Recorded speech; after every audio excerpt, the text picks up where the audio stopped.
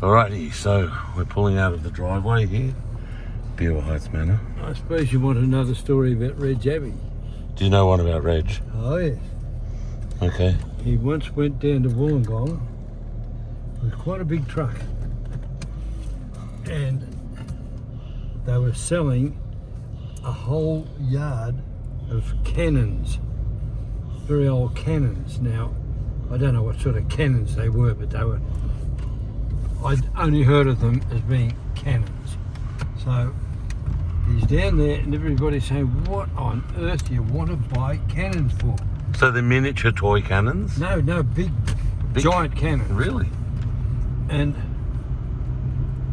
everybody who knew him said, why on earth would you be interested in buying cannons?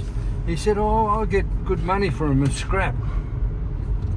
Anyway, he wound up successfully winning the bid for these cannons, and there was a truckload of them, a semi-trailer, and it wound up that he was not the least bit interested in the scrap in the cannons. The firing mechanisms were solid silver.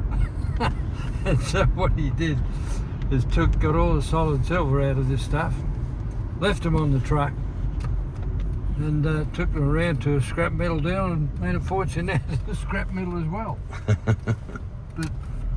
But I don't know, he was a pretty serious collector of precious metals. Like, he once had a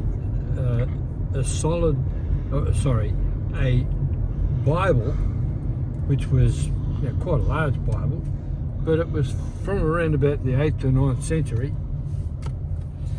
and the casing, the entire outside casing, was carved out of solid silver. And the pages had been, I don't know how they did this, but they were actually gold. The edges of the pages were gold. Like, I doubt if there's any way you could have reclaimed the gold back other than melting, taking the silver off and putting the rest of the book in some furnace, and then somehow getting a quarter of an ounce of gold or something out of the end. I really don't know, but I do know that there was a fortune in silver there alone. Now, the carving itself would have been archaeologically, I suppose you could say, significant, but I don't know whatever happened to that.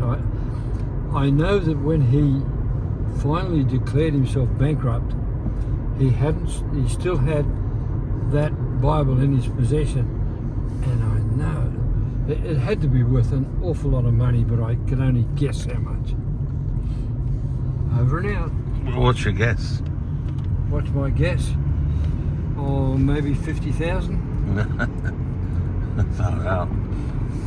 Oh, it was very, very heavy in weight. Maybe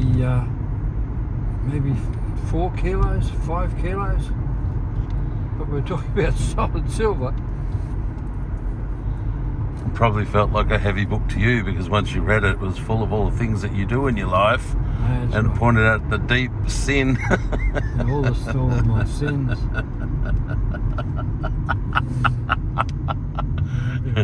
And it was a very clear roadmap to where you're going after you die. Yeah. Do you think that's what made the book heavy, mister? It could have been.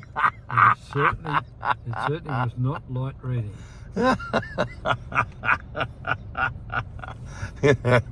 Over and out.